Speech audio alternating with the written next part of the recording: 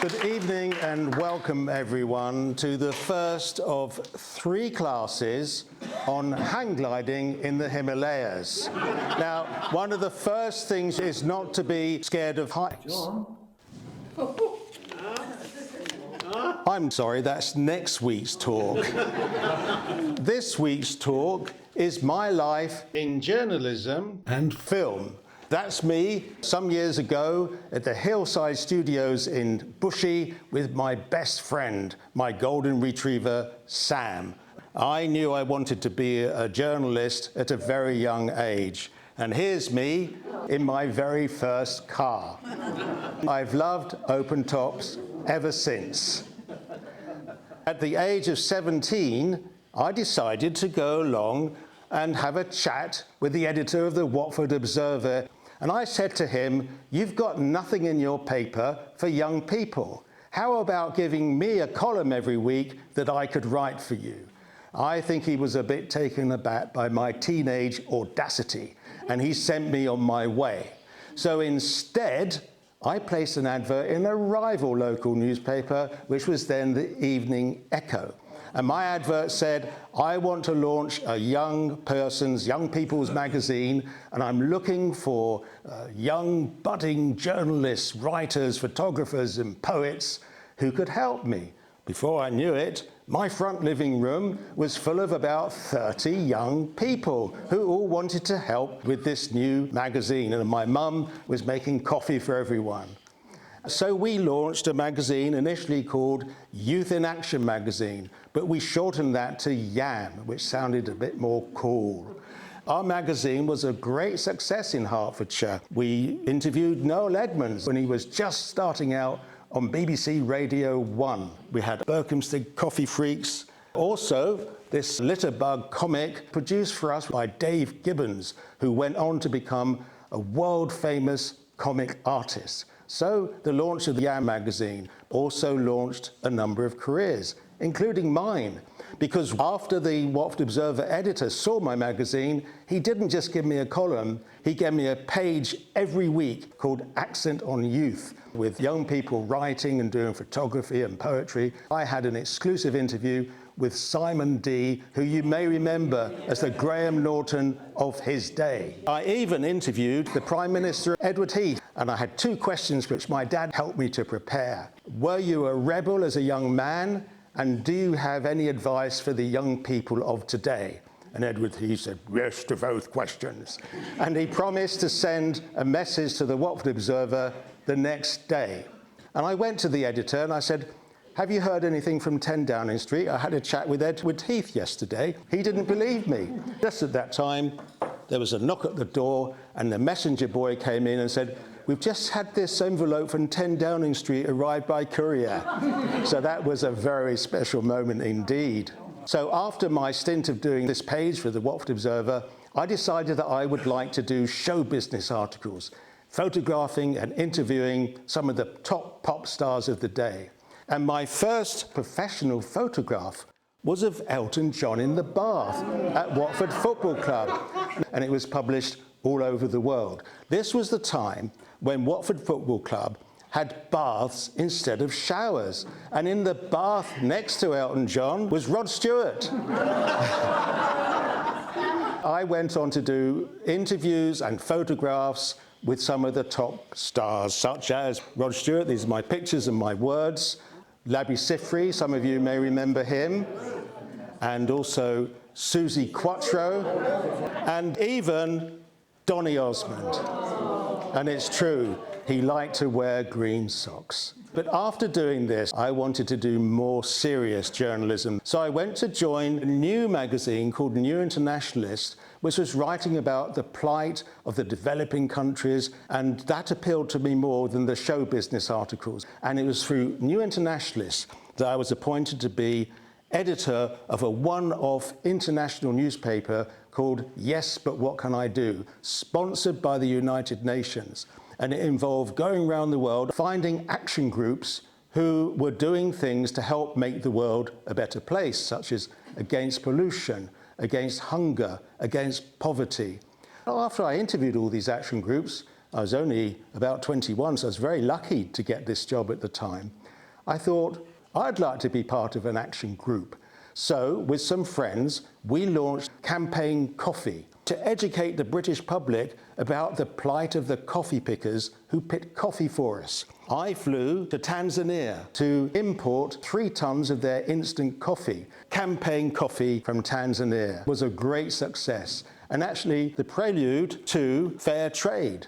After that, I decided to live in America as a freelance foreign correspondent doing writing and photography. Most people thought I was going to America to advance my career, but that wasn't the truth because there was a romantic element. I fell in love with an American girl I met on a train in London. Unfortunately, that didn't work out. You could say she's the one who got away. C'est la vie. While in America, I lived in a little university town called DeLand. And the local paper did a big 1-page story about me. And also I did stories for the British newspapers. For example, I tracked down many of the astronauts who went to the moon. I phoned NASA and said, I'd like to interview the moon astronauts. They said, we're having a party next week, a reunion of all the moon astronauts. You can come along. But they gave me the wrong coordinates.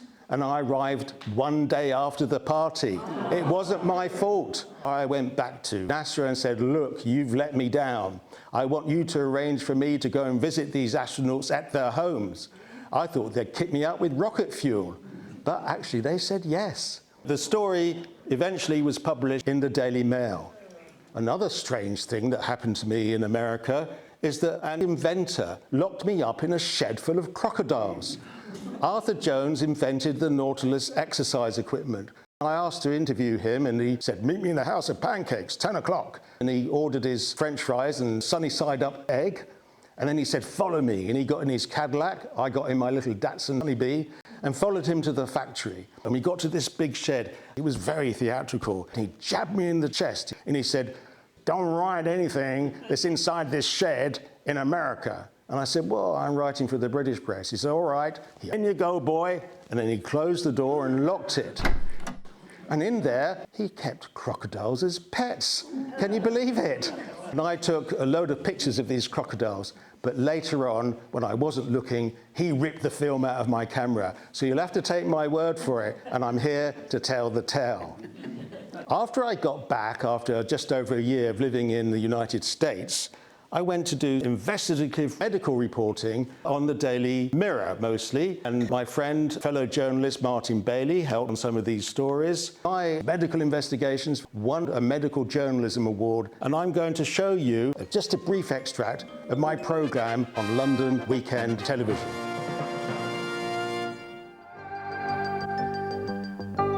Every year, hundreds of seriously handicapped babies are born in London. There are tests for abnormality in pregnancy, but many hospitals are denying them to the women who've asked for them. Why aren't mothers being allowed to find out if they're carrying a heartbreak baby? Medical journalist Jon Danzig has been looking into what happens nationally. He's found evidence that thousands of mothers who ought to have the tests aren't getting them. The last survey that was done on this in the nation was in 1978 when the Clinical Genetics Society carried out a survey, an extensive survey, which showed that only 1/10 of pregnant women at risk were actually being offered the amniocentesis test. Following my award, I was invited to join Roger Cook's Checkpoint programme on Radio 4. Here's just an extract from one of the investigations I did. I've come to see Mr. Graham Tall. Jon Danzig from the BBC. Mr. Tall, I've come to interview you now for the Checkpoint programme about the letters you've sent for your client. Come on, you can do better than this and walk away. What have you got to say to all the people who have invested almost £100,000 because of your letter, which has induced them to invest this money? Have you got nothing to say? It was up the stairs and in and out of offices while Mr. Tall continued to offer no answers at all. Eventually, he beckoned a colleague to join him. I'd like you to leave the premises, please, now. I know my rights in this matter, I'm sure you do. If I ask you to leave, then you should leave. And I'm asking you to leave, are you? Please. I'm Mr. Atkinson, one of the partners. And were you aware of the letters which had been sent out? I'm making no comment whatsoever. Would you please leave? Is that all you can come up with? Look, come on, don't push me. There's no need to push. Why won't you say anything, Mr. Tall? I've told you that I'm not prepared to comment. Now, I would like to go and see a client now, out of the office. And off he went, leaving Miss Minto, Mr. Passy, Mr. Webb and others still waiting for an explanation, and still very worried indeed. That report from Jon Danzig. One bit that was cut out of the programme was when I was following this errant solicitor and he said, "Don't stick that microphone up my nose." So I said, "Well, where would you like me to stick it?" When I was at BBC Radio, I bought one of the first VHS video cameras. I was really excited about this new technology. And with my friend, Steve Skinner, we decided to make a little film with this new video camera, and we called it The Man with a Mountain on His Head. And at the time, the Watford Football Club advertised a competition for the best short film. And I said, "Well, I'd like to enter my video." And they said, "No, we only accept cine film." I managed to change their mind, and my video was the first time they'd ever had a video entry. I'm just going to show you a short extract.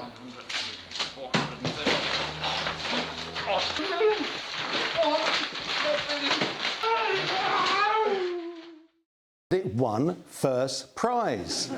And so buoyed was I that I decided to launch my own video production company in Watford called Look Here.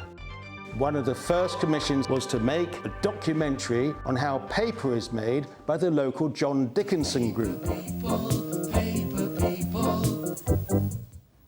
I don't know how paper's made. Paper's made of a sheen what's that big. 5 years old. The paper-making machine is enormous, the length of 20 buses. These were the early days of my film production business in Watford, and I was advised, you really need to have a good phone number. So I got 01923232323. This is gonna make my business, my phone isn't gonna stop ringing. And it's true, it didn't stop ringing, but none of the calls were for me. It was for the leisure centre, the taxi firm, the car repair shop. I thought, I might as well go along with these people. Someone rang up and said, "Yeah, can you have a look at my Range Rover?" I said, "Yep, I can." He said, "And if there's something wrong with it, can you fix it?" I said, "No, all I can do is look at it." And then someone else rang up. He said, "Can you take me from Watford Junction to Heathrow Airport?" I said, "No." He said, "Why not?" I said, "Because I don't feel like it."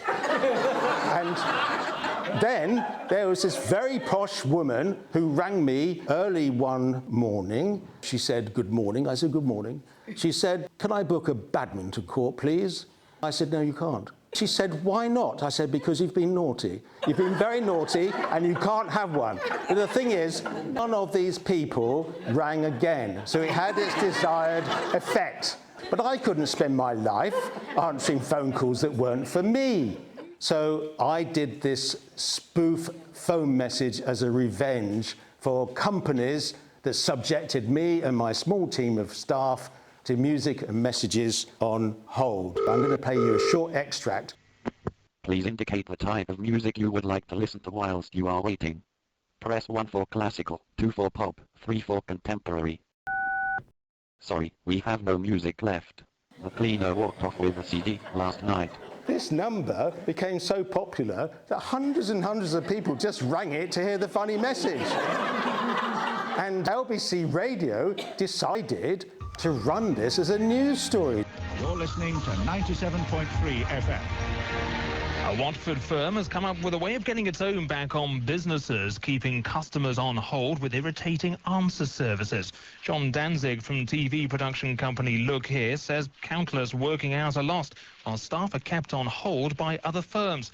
He wants to give the offenders a taste of their own medicine. Hold on, an operator is becoming available. Oh, sorry, we just missed her. Hopefully, one will be coming back soon. She has gone for a smoke in the backyard. So difficult to get good human staff these days. Hey. Now, if you want to hear the whole message, you can, because I've still got this number. But my biggest success at winning new business was a production I made called A 5-Minute Video on Why Your Company Needs a 5-Minute Video. A picture is worth 1,000 words. But a moving picture with sound must be worth a lot more. The powerful and exciting medium of video is all about moving pictures. Next, I was back in the States as creative consultant for a full-scale replica of the Golden Hind, and even appeared on US television as Sir Francis Drake. Sir Francis Drake, welcome. Very pleased to meet you. We're so glad that you could come. In actual fact, it's Captain General Sir Francis Drake. Captain General, That's and right. What a lovely accent you have, my dear. Well, I thought you were the one with the accent, if you don't mind me saying. We colonists, we don't know.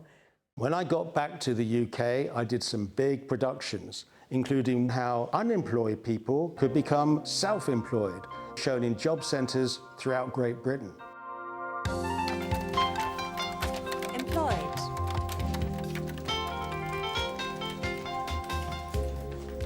Employed.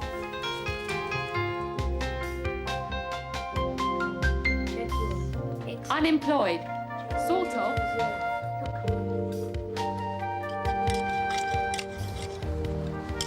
Unemployed. There's an alternative to employment or unemployment. It's self-employment. Giving yourself a job. Making a job for yourself and maybe others too. Creating enterprise and a business you can call your own. Also a series of videos called People Power, presented by John Humphreys, Sue Lawley and Brian Redhead.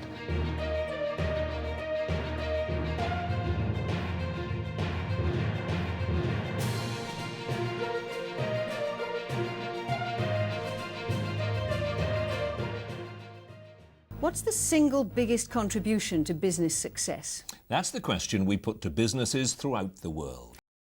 A very special member of my team was my dog, Sam. Not only was he the office paper shredder, but he was also the office calculator, as he demonstrated live on BBC Radio. Welcome, Jon Danzig and his dog, Sam, from Watford. Sam is absolutely gorgeous. He's a golden retriever. Tell us what it is that you do. Well, I've just produced a program called People Power, very much to promote the idea that we should always be learning if we want to keep earning. People kept saying to me, oh, you know, you can't teach an old dog new tricks and there's no hope for older people. So I thought, well, I'll try and prove them wrong. And my dog, who's 8 years old, I thought perhaps we'll teach him a few new tricks. So what tricks have you taught him? Well, come on, Sam. Sam, what's 1 and 1? Good boy. Yeah, 2. What's 2 and 2? Good boy. Good boy, Sam. Have a dog treat. Then something went wrong. I was very exhausted. My face changed. My younger sister Sue, who hadn't seen me for a few years, confided in my dad that it looked like I'd been in a fight. My friend Paul, who I also hadn't seen for a while, was shocked when I opened the front door to him and he blurted, "Crikey, you've rearranged your face." I lost the girl I was going to marry, c'est la vie. She didn't know I was ill, nor did I, nor did any doctor. In the end, I diagnosed myself. The condition I had is called acromegaly, a non-cancerous tumour of the pituitary at the base of the brain, causing massive excess growth hormone. I sought out the world's best neurosurgeon for this condition in Germany, and he did 2 operations on me. Unfortunately, he didn't fix me. So I spent the next few years in the doldrums. I couldn't work, and I had to try and fight very hard with doctors to get the medicine I needed, which was refused to me. Eventually, I did get the medicine I needed and have made a pretty good recovery. And in my recovery, I've been trying hard to catch up on lost time. I took on the Daily Mail for lying about Romanians and Bulgarians and won a landmark case when I reported them to the Press Complaints Commission. I've also produced hundreds of videos for my YouTube channel, eyesears.com, and hundreds of articles for my blog, eu-rope.com, and I've also given some speeches, for instance, in Germany. I'm a journalist who's been investigating journalism. In particular, how the British newspapers have presented immigrants and refugees, and how our press regulator has intervened or not when things have gone wrong, when newspapers have not accurately reported what's been happening. And I haven't liked what I've seen. A daily deluge in some of our media that's spreading hatred towards migrants and refugees. And also during this period, I've had some strange ordeals. Quickwid, that was the payday loan company, said I owed them thousands of pounds. So I rang them to complain, but they weren't happy when I told them that I was recording the call. Thank you so much for calling our department. My name is June. These calls are recorded for quality assurance. And am I speaking to Jonathan Danzig? Yes, I'm recording the call as well. No, I don't give you permission to record me, sir. Well, I don't give you permission to record me then. I did eventually win, and Quickwid went out of business. Another company I was very angry with was Microsoft, but I can't remember why. I decided I'd pay them a lesson by phoning them and pretending to be German. Now, I can't speak German. What happened?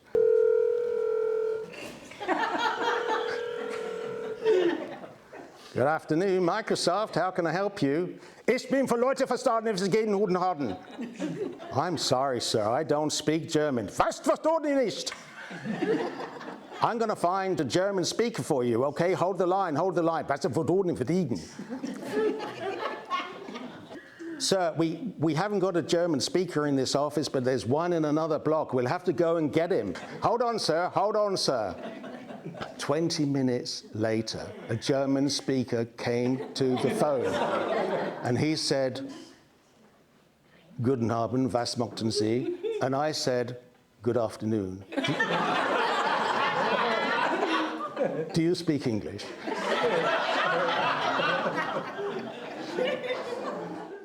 Obviously, Microsoft were not ready for a spoof phone call from a nutcase in England. But when I get spoof phone calls, I'm ready for them. Hello? Hello? Yes, hello? Very good morning, sir. This is Sandra. I'm calling you from Technical Department of BT Openreach about your internet, your broadband connection. Yes, thank you for calling. I just have two questions for you. Uh-huh. Are you or have you ever been a member of the Communist Party? Are you or have you ever been a member of the Communist Party? Why? That's a very suspicious answer. One more question. What are the 39 steps?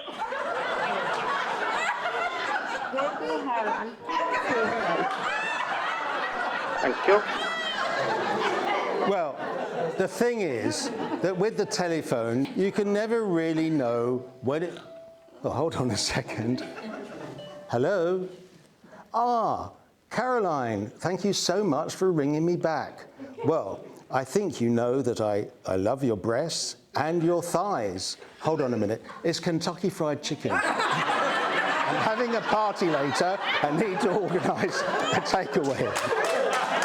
Caroline, I'm in a big meeting. I'll call you back. Okay, thank you. Well, if you have been, thank you for listening.